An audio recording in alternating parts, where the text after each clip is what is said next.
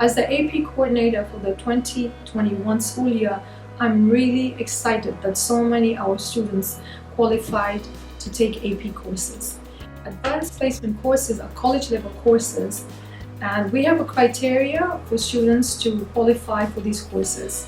We look at their MAP scores, we look at the recommendations from their teachers, and we look at the prerequisites for those classes that they want to take.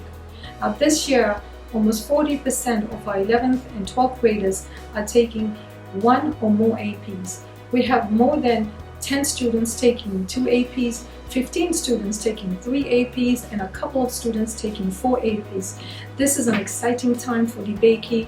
Our curriculum is strong, and this is proven by how many APs our students are taking.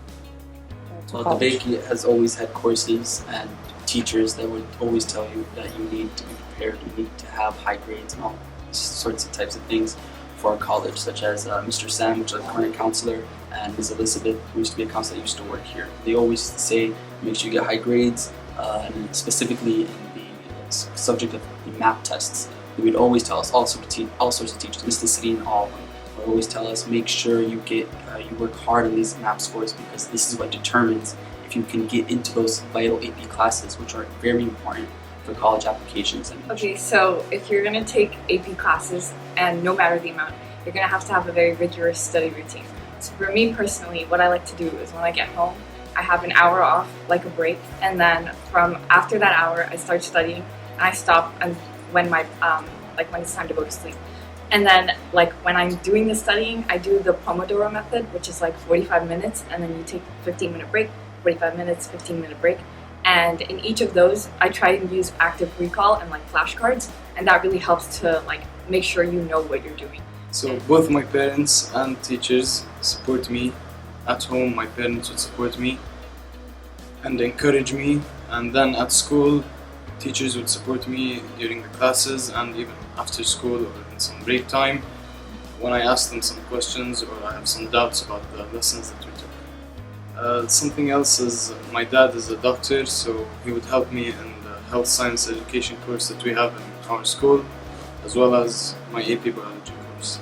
That's very interesting. So one of there are main things you have to do for AP biology. One of the 5 things I can say it as in a consistent way is 1, revise, 2, study of course, 3, practice, 4, acts, and 5, recall.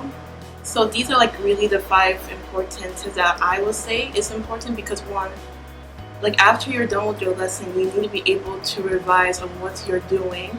And for the recall part, it's more of the before and after the lesson thing. So you need to study the information before you enter class and study the information after you are after class, so that you can understand what was going on. And for the practice, I'm referring to practicing questions that are mostly going to be on AP, which you're going to find on the internet. There are lots of them on the internet. You can just use many resources you can find there. And there's also about studying, which also goes with practicing. So the idea with studying is that you need to understand the information, be able to keep up with the rigorous timing of all the things that you're doing. For general advice I would give to anyone who's looking into taking APs in the future, I would say it's really important to remember that even though you are going to be an AP student, you need to remember that you are a human and a person first. So you should prioritize mental health and your own sanity. That can be anything for anyone, but I know for me, I really prioritize sleep, because I struggle to go to sleep and take a nap, for example, during the daytime. So I will rarely go to sleep past 10, and even that is a rarity. So every day I make sure I get my 8 hours. So whatever that is for you, sleep is important for everyone, but everyone has something else. Everyone has something else that is important to them to keep sane and mentally healthy, and I would say find that and prioritize it even above the work study. Dear DeBakey students, we have faith in you. You make us proud. You have accepted the challenge, and always remember, if it does not challenge you, it won't change you. Thank you.